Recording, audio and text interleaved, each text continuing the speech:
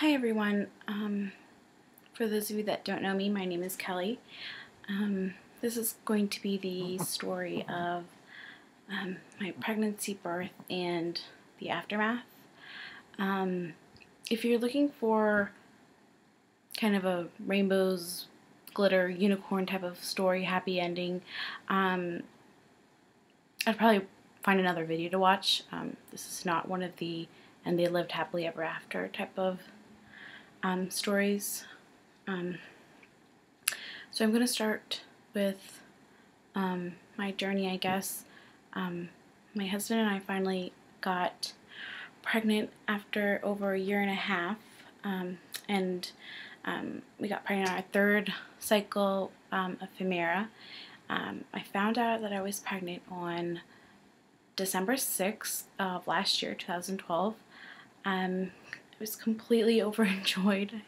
I don't think I actually believed the test. It was a very, very faint line, and I was actually scared to even move, because once I found out I was pregnant, the whole having a miscarriage and losing the baby paranoia kind of set in. So my first trimester was very uneventful. No morning sickness at all. No, I felt normal. No nausea, no extreme tiredness. I felt normal. I guess that's also why the paranoia of having a miscarriage and having a missed miscarriage and all that really affected me a lot, because I didn't have any symptoms at all. And we had our first ultrasound at I think it was 9 weeks. And we got to see the baby's arm move and little leg move, and she was measuring 1 day behind, and she was perfect. After my nerves kind of were at ease, and I just wasn't going to have morning sickness. I was, I know some people don't experience morning sickness, so I guess I was just one of those women, and I feel incredibly grateful for that. And the one thing about my pregnancy is that it was very much a roller coaster of emotions. I would be worried, or my husband and I would be worried, and then we would be reassured, and then we'd be worried again. So pregnancy started off with being worried about, not having any symptoms and maybe something was wrong, and then we were reassured by that ultrasound. So then at 15 weeks I was in a car accident, and again worry set in, and I went to the ER for an emergency ultrasound to check the baby and to make sure the placenta was still completely attached. Everything looked fine. Baby was again just 1 day behind. She actually looked like a baby instead of little alien type. And I hadn't seen her since 9 weeks, so that was really nice. And again, we were reassured that everything's okay, and we're really looking forward to the finding out the gender. And at 16 weeks, almost 17 weeks, we went in for one of the kind of optional, like 3D ultrasounds, and we found out after going back again, because they weren't sure the first time, that she was indeed a girl, and we saw the 3 lines, and she was definitely a girl, and I knew that she was a girl from the very beginning. I knew that the baby was a girl. My husband and the rest of my family thought it was a boy, and I was like, it's not a boy, it's a girl. I'm sure I just know it. I don't know how to explain it. I know it's a girl, and no one could tell me otherwise, and the ultrasound just confirmed what I already knew, that she was indeed a girl. So then I opted out of the NT scan. I just didn't feel it necessary, but I did go ahead and get the AFP test, which it's a blood test, and it measures a certain amount of protein, and it checks for neural tube defects and any of the trisomies, trisomy 21 and trisomy 18 and 13, I believe. And that came back, it gives you a statistic, and mine came back quite high. I believe it was like 1 out of chances of having a baby with Down syndrome was 1 in 250, and for my age group that was extremely high. So we already had our anatomy scan scheduled, and because of those results, we also went ahead and scheduled an appointment with a genetic counselor, and she kind of gave us our options and said that, you know, after the ultrasound, your chances might be higher or lower depending if there are any soft markers for Down syndrome, and they offered an amnio and also this relatively new test, which is the Materna 21, and I declined an amnio. For me personally, I didn't feel the need for it. The risk of miscarriage for me just I didn't want to have it, and it wouldn't have changed the outcome of what we would have if we would have continued with the pregnancy or not. So it wasn't an option for us. So we did the Materna 21, and we did the anatomy scan, the ultrasound. And during that, they didn't find any soft markers. She looked perfect, except for that she was measuring 2 weeks behind. I was 20 weeks and she was measuring 18 weeks, consistently, arms, legs, head, belly, and so because she was measuring 18 weeks, they couldn't really get a good look of her heart. So I would have to go back, and they would be able to check her heart and do another growth scan and maybe do a Doppler and check the blood flow, and because they thought that her measuring behind could be associated with Down syndrome. So so we would go back and I would think it was 2 or 3 weeks and see what that was about. So in the meantime, the Materna 21 test takes 2 weeks for the results, and those were agonizing 2 weeks, and it felt like they just dragged on, and it involved a lot of reflecting and researching online compulsively, and just thinking of different outcomes. And we got the call exactly 2 weeks later, and she had typical chromosomes, so she did not have Down syndrome. Her chromosomes were typical. So that ruled out Down syndrome. So I honestly, one of the options were, you know, also she might just be a small baby, and I'm only 5 feet tall, and my husband isn't really that tall either.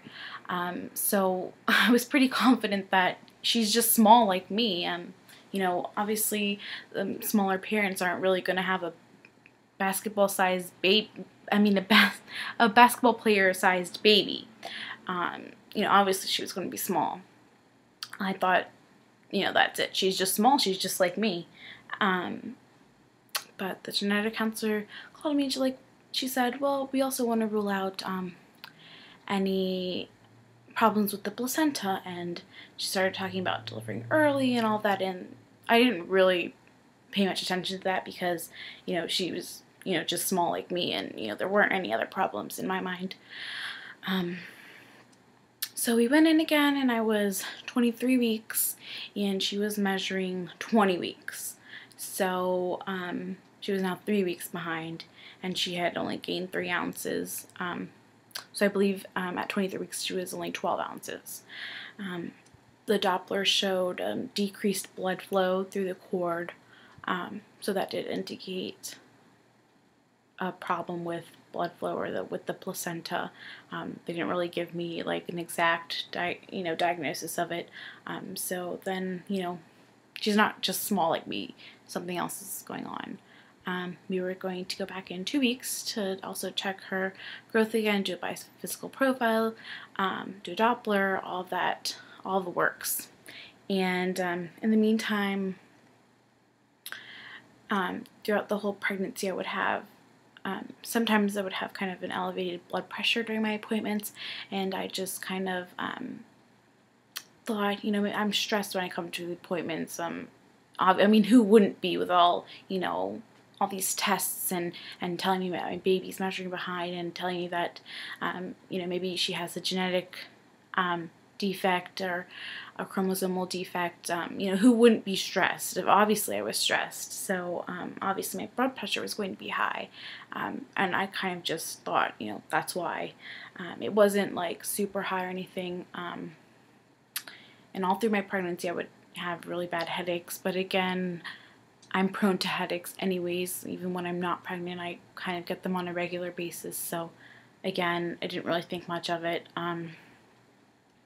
Then a few days before we were supposed to go in for an ultrasound again, I did not feel well at all. I couldn't eat without having to throw up, and I had never thrown up at all during my first trimester, and this was the first time that I was throwing up in my pregnancy, and it was just so odd, and I couldn't keep my food down. I had this awful, awful headache that would not go away with Tylenol.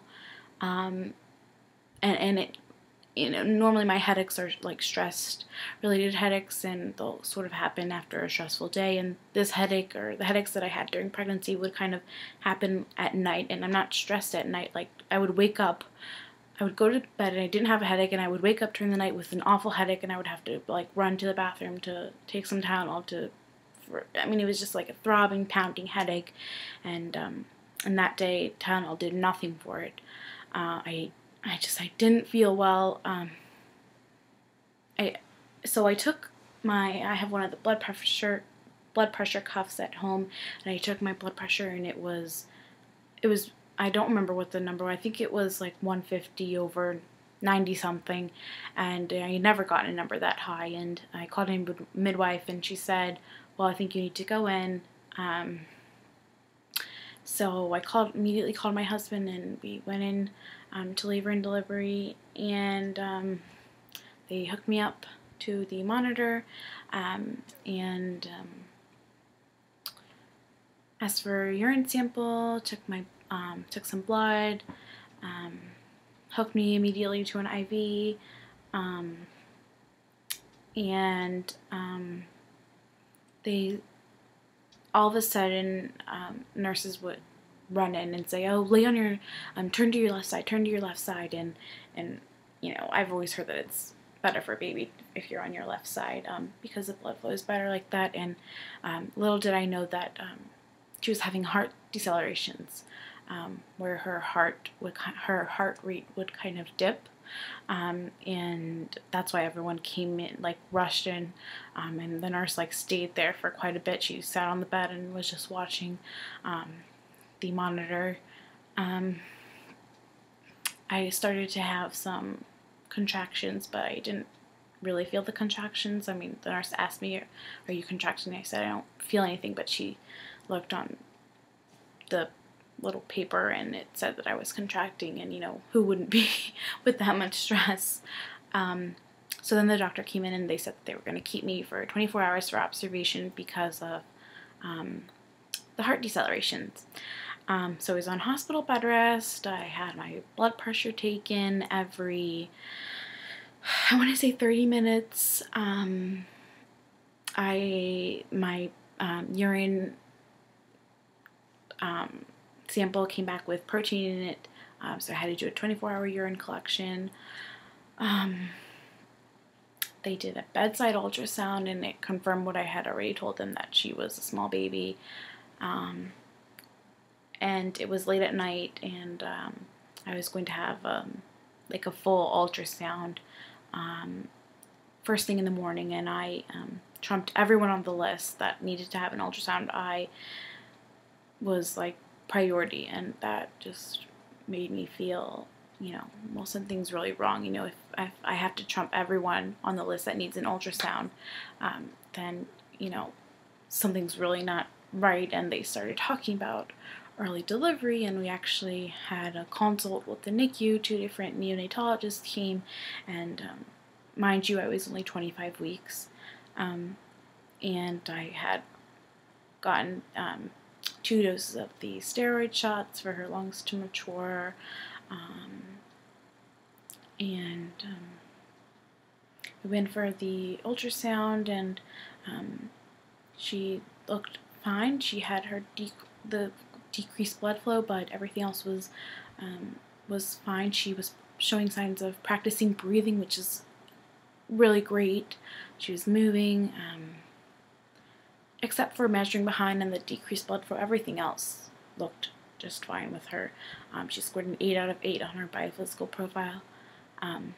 So I was kind of relieved, and I said, well, I'm not going to deliver today. And so we went in. The perinatologist wanted to keep me on an ultrasound schedule, to have an ultrasound 3 times a week, and to keep me on a schedule, they wanted to do one the following day. And we did one the following day, and he was actually in there, sitting in the ultrasound room with us, and she wasn't moving at all. Her heart was beating, but there was no movement during the whole time, and the ultrasound lasted about 30 minutes, and I moved from different side to side. I stood up. They would kind of jiggle my belly. Nothing would work. She would not move. Blood flow had decreased even more. It was absent and diastolic, and they said, she needs to be delivered today, and so, because she was only 25 weeks and she was breech, and it was an emergency, within the hour I had my emergency C-section. And my original plan for birth was a water birth at a birth center, so I had the complete opposite, an emergency C-section. And they told me that, if she's not delivered, she will probably be born still. So we had an emergency C-section. She was born on May 8th, 2013, weighing 13.7 ounces. She did not cry. No one told me that she had been born. I only heard them keep repeating, 13.7, 13.7, and then someone added 13.7 ounces, and that's when I knew that she had been born, and that was how much she weighed. So she was born with 13.7 ounces and 10.5 inches, and she was perfect. Before they rushed her to the NICU, the doctor let me see her, and she had just one of her little eyes open, and it was almost like she was winking at me. My husband was actually the first one that got to see her and take a picture of her, and that was really great. So they wheeled me off to recovery, and I recovered just fine for my C-section. I mean, I was walking just 8 hours after the C-section, off the pain meds within the first 4 days. I mean, I did just fine on recovery.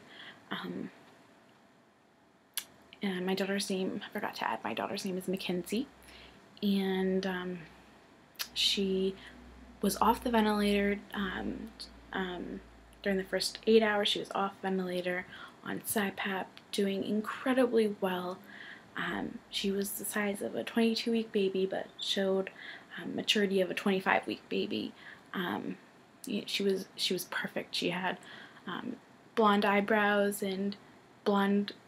It was kind of dark brown hair, and then as the days kind of went on, it lightened up, and it was like this blonde. At least in the back, it was kind of like blonde, and she looked exactly like my husband. our ultrasound pictures, I could just see this. She had this button nose, and when she came out, and her nose, her face was just my husband's face, 100%. There's no denying it. She did really, really well in the NICU. Just everyone would always comment, she's our little superstar back there. She was the smallest baby in the NICU. She's doing so well. She's, amazing. She was amazing, everyone. She was so feisty and would lift her little butt in the air, move her arms around. She would cry. She had her little passy, and she would kind of suck on her pacifier and all of that. And just incredible little girl that just defied all the odds. She was amazing.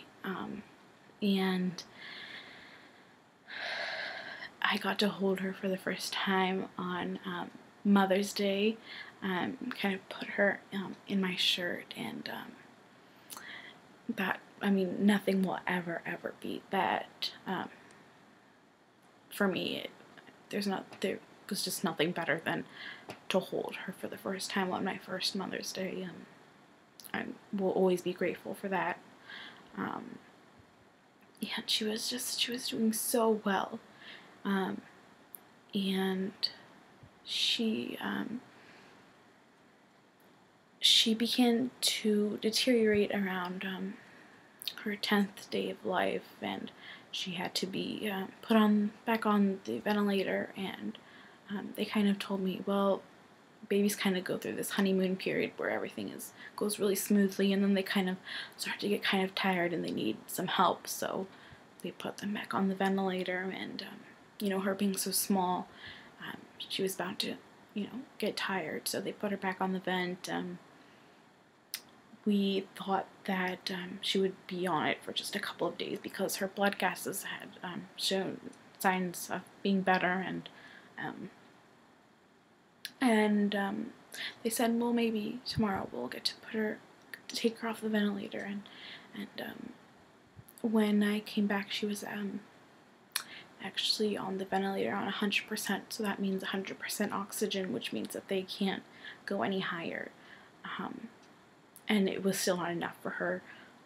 She was still desatting. I actually can, if it's quiet enough, I can actually hear the alarms in my head of them going off. She was just sick.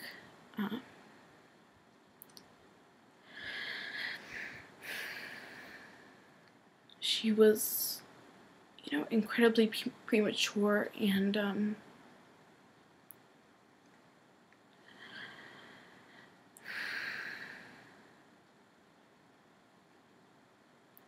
her lungs were just really sick.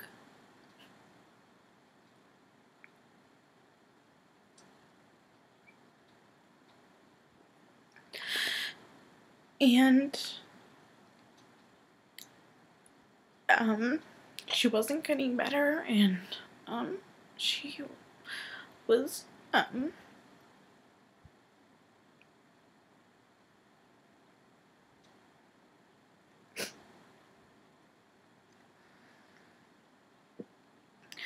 deteriorating every day, and my husband and I would spend 12, 13, 14 hours just sitting by her, just being with her in the NICU, and just compulsively and obsessively just watching the numbers on the screen and praying, and she wasn't getting better, and I won't really go into much detail.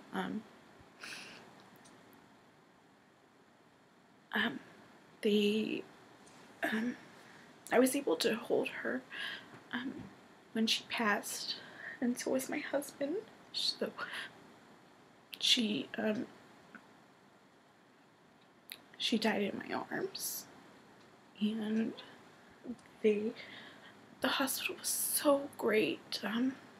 they gave us so much privacy. I got to hold her for as long as I wanted to. They had this little dress and this little hat and this little pillow, and my husband got to kind of do her handprints and her footprints, and that was really special. And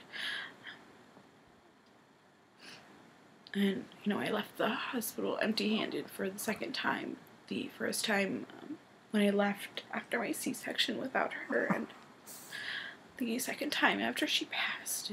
And it was really hard because when she passed, the baby next to her in the NICU was going home that day. And I was going home empty-handed without my daughter. So we had a little memorial service for her, and we did a balloon release for one for each day that she lived. And she died on May 24th, 2013. And I miss her, and but I wanted to do this video because I want people to know about her and to remember her, and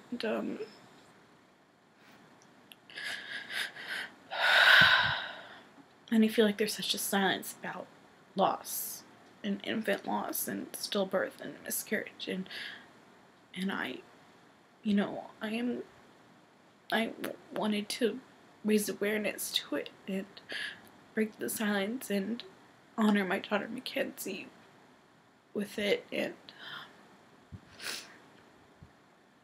if my story and Mackenzie's story can help someone, then, you know, my job is done and my daughter is being honored. To me, that's really important. So that's kind of why I wanted to make this video.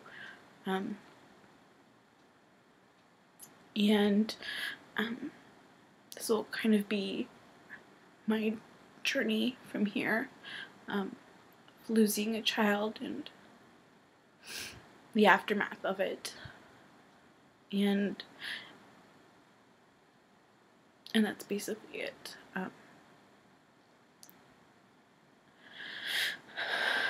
I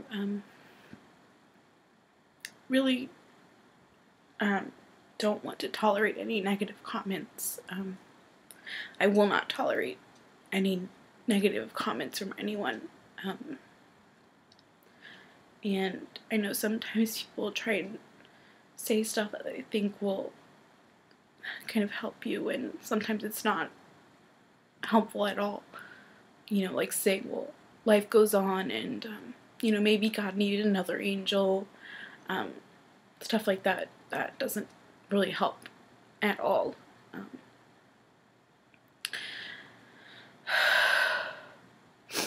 So that's my story, and that's the story of Mackenzie.